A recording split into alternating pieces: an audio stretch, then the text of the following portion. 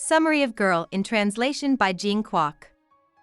Kim stands outside a bridal shop in Chinatown and looks in the window at a 5-year-old girl. Kim remembers why she didn't want this life for her child when she sees the girl. This little girl will work in a factory for the rest of her life. Kim's heart feels like it's going to break when the girl's father walks in. When Kim is 11, she and her mother move to the United States. Aunt Paula and Uncle Bob take Ma and Kim to their new place, which is in a bad area. They are both shocked to see how dirty and full of bugs the apartment is. Kim thinks Paula did this on purpose, and she must know how bad the place is if she did it. Aunt Paula gives Ma a job at her clothing business when she no longer needs Ma to take care of her boys Nelson and Godfrey. Kim thinks that this isn't a favor, but Ma tells her that they owe Paula a lot of money. Ma tells Kim, with tears in her eyes, that she will need Kim's help at the plant. Ma and Kim get to Kim's first day of school very late. Aunt Paula suggested that Kim use a different address as her legal one, so her school is now in a much nicer area. Kim's teacher, Mr. Bogart, says she cheated on a quiz after she spent the day dealing with the differences between Hong Kong and American schools. Ma shows Kim how to get to the plant in Chinatown by subway after school. The train is loud, hot, and noisy. Ma talks to Aunt Paula about getting a new place before she starts work. Paula says they'll get a new place soon and shows the thread cutting table. She says that kids start there and come back to the table when they are old women. Matt, a boy, is another person Kim meets. Kim knows that she, Matt, and the other workplace kids aren't real workers. Since workers are paid by the piece, parents need to bring their kids to get more work done. Kim doesn't go to school for a few weeks so she can work in the workplace. Ma tells Kim that she needs to be careful if she hangs out with Matt because, like him, she could spend her whole life working in the plant. Kim knows she needs to use her smarts to save herself and Ma, so she plans to go back to school on Monday. At school, she makes friends with Annette, a white girl. Annette comes back the next day after Kim says she works at a plant. She says that can't be true because her father told her about rules against child labor, so Kim must be lying about working. Kim promises to keep quiet about that part of her life. Kim and Annette decide to work on a model together at Annette's house when Mr. Bogart gives them one. Kim is amazed by how warm it is, how nice the maid is, and how kind Mrs. Avery is. Ma says that Kim can't go to Annette's house again because they can't pay back the bill by having Annette over. Ma and Kim find fake fur in a trash can not long after the Western New Year. Ma can use it to make sweaters and blankets, so she and Kim can finally stay warm. When the Chinese New Year comes around, Ma and Kim pray for their future together. After a week, their friend Mr. Al tells them that their block is going to be torn down. Kim thinks it's more likely that Paula will never fix anything, while Ma thinks this means Paula will move them. When Ma talks to Paula again about the place, Paula says they need to work harder. To deal with this, Kim works hard to learn English. When she fights with Luke, the school bully, Kim worries that she has ruined everything. The next day, Mrs. LaGuardia, who is in charge of the school, takes Kim out of class. Kim thinks she will be kicked out of school, but Mrs. LaGuardia tells her that she should think about going to a private school because she did well on her standardized math test. Kim says that she would like to go to Harrison Prep next year, which is where Annette is going. Mrs. LaGuardia schedules a time for Kim to come to the school. Kim goes by herself. When she sees the school and the kids, she thinks about going back because she and her mother can't afford it. Kim has a meeting with Drive Weston, where she is given a math test over the phone, and then she takes a tour of the school. When she goes back to see Drive Weston, she says the school is too expensive and then leaves. Ma skips work in the morning so she can go to Kim's graduation. Kim is shocked to find out at the event that Harrison Prep is giving her a full scholarship. Later, Paula gets the letters from Harrison Prep and is angry that Kim applied without her permission. Annette visits Kim's house once during the summer, but Kim acts like she's not there. Kim is tired after her first day at Harrison Prep. When she finds out she has to change in a changing room for gym, she knows she's in trouble. All the other girls buy their underwear, but Kim's mother still makes hers. After school, Kim works in the library. When she gets to the workplace, she asks Ma for new underwear. Ma says that good girls shouldn't look at the underwear of other girls. After a few weeks, Greg, the school bully, and Cheryl, the most popular girl, start making fun of Kim's underwear. Ma agrees to buy Kim a bra and some underwear. Aunt Paula asks Ma and Kim to dinner, and Nelson tricks Kim into saying that she's not doing well in school. But Kim gets better quickly. She reads everything she can get her hands on and is good at math, but all she wants is to be liked by her peers. A girl named Tammy drops a note near Kim during a very important science test.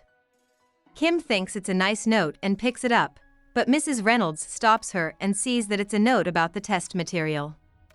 Kim is accused of stealing, so she is taken to Dr. Copeland's office. A boy named Kurt argues that Kim is not guilty.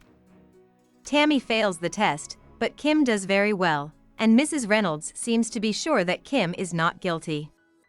Kim doesn't tell anyone because it makes her feel bad that she wanted to be liked so much that she picked up a note during a test. Kim cuts the time it takes her to bag skirts to 7 seconds per skirt over the summer. She and Matt flirt one afternoon, and she says she's never seen the Liberty Goddess. When they go where Matt suggests, a man named Mr. Pack's hand gets caught in a steamer. After this, Paula cuts Ma and Kim's pay and sends Matt to the ship, which makes Matt's mother, Mrs. Wu, very angry. On Sunday, Ma, Matt, and Kim go to Times Square and see the Liberty Goddess. Kim feels like she's really in the United States. When the new school year starts, Kim keeps doing well enough that Dr. Copeland thinks she is cheating. She tells Kim that she will have to prove her innocence by giving a speech. She works hard at school, but she finds that car and driver is a great way to take a break. In one magazine, she reads about a motorbike that Park, Matt's crippled younger brother, is crazy about. One day at work, she reads the story to Park, which disproves Matt's claim that Park is deaf. Kim does well enough on the test to pass with flying colors. Soon after that, Matt asks Kim to go with him to meet his dad. Matt's dad spends all day gaming, which Kim knows is Matt's dirty little secret. By the 10th grade, Kim is one of the best students at her school. She keeps turning down invites because she knows she can't accept them. She also feels more and more attracted to Matt, but she doesn't say anything about it. Kim's heart breaks when Matt starts meeting a young woman named Vivian who is perfect in every way. Kurt breaks his leg and asks Kim to help him with his schoolwork. He doesn't hide the fact that she helped him, which makes Kim more well-known and makes boys start to like her. Kim plays around with boys whenever she can, and she loves how free her body is. During the winter, Ma and Kim's stove stops working. A man from the gas company is able to fix it after a Chinese man tries to take advantage of them. Matt quits school to work full-time, and Kim starts classes at a nearby college. Kim still loves Matt, and when an inspection forces them to be locked in a bathroom together, they kiss. Kim is crushed when Matt says he'll never be good enough for her. Kurt asks Kim to a party as a thank you for helping him with his homework, and Kim tells Ma a lie so she can go. At the party, Kim tries weed for the first time, and she and Kurt start a sexual relationship that lasts until senior year. Drive Weston helps Kim apply to Yale, and Ma and Kim finally pay off Aunt Paula's bills. Paula is still mad when she finds out that Kim is doing well in school. Kim also finds out that Mrs. Wu is sick and can't work as much as she used to. Annette shows up one afternoon while Kim is studying for her naturalization test.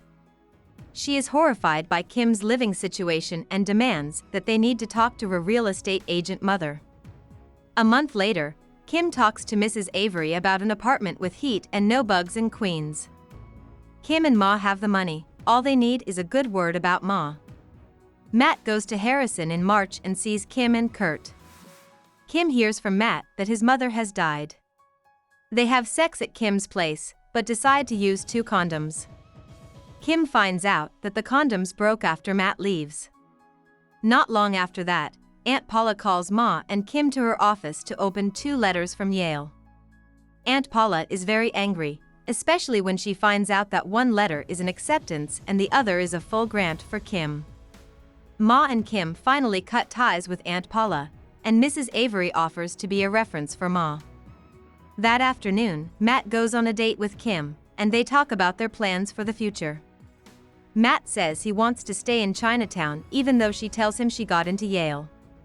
They have a few good weeks together, but Matt keeps saying that Kim shouldn't go to school. Kim soon finds out she's pregnant and thinks that a baby won't keep Matt from leaving. In the end, Kim is a heart surgeon for children. She says that she saw Matt's daughter in the window of a wedding shop. When she finds out that the father of one of her patients is an old friend of Matt's, she asks him to give Matt her business card. A week later, Matt shows up at the hospital. Matt tells her that he knew she had an abortion, and both of them start to cry. She drives him home and sees him with pregnant Vivian. Kim cries all the way home. When she gets home, the reader finds out that her son Jason, who is 12 years old, looks just like Matt. Kim thinks about why she had Jason without telling Matt.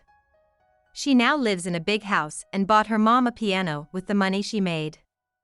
Kim knows she's depriving Jason of his father by keeping him a secret, but she believes she has no choice. About the author. A lot of Jean Kwok's childhood was the same as Kim's in Girl in Translation. Jean Kwok and her family moved from Hong Kong to Brooklyn, New York, when she was 5 years old. Their flat was full of roaches and mice and didn't have central heating. When she wasn't in school, she worked in Chinatown in a clothing factory. After grade school, she got into the famous Hunter College High School, which helped her get into Harvard later. Kwok went to college to study science at first, but later she changed her major to English and writing. During college, she had more than one job at a time. Between getting her bachelor's degree and master's degree at Columbia University, she worked as a professional ballroom dancer for a dance school for a few years. Her second book, Mambo in Chinatown, was inspired by what she saw and did there. Kwok lives with her husband and 2 kids in the Netherlands, where she works and talks about her work. Before turning to writing full-time after Girl in Translation came out, Kwok taught English and worked as a translator, since she is skilled in 3 languages, Chinese, English, and Dutch. Hope we summarized it fully and you liked it. Please hit the like button and subscribe to our channel so that we are motivated to create more videos.